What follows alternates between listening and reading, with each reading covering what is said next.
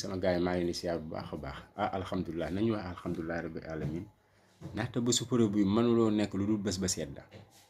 moo tax du hasard sax mu wax nen bàyyi mu sedda ñu pousse bés bi pour investiture bi ba beneen jour ndax nekkul hasard daal waaw nekkul hasard li tax mu ne nen fomma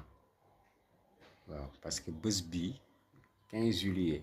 comme ni ma ko waxee woon rek 49 ans nekkul lu tuut parce que li si yàlla dëxëñ si bés bi moo bëri moo tax ndeysaan jàmm rek moo mën a am si bés bi te incha allahu rabbi après le 15 bi jëm ba 2024 di ngeen gis changement yu bëri te di ngeen gis motivation bu énorme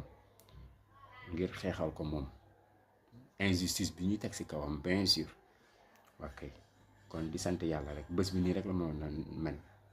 bés bu sedd la la waroon a nekk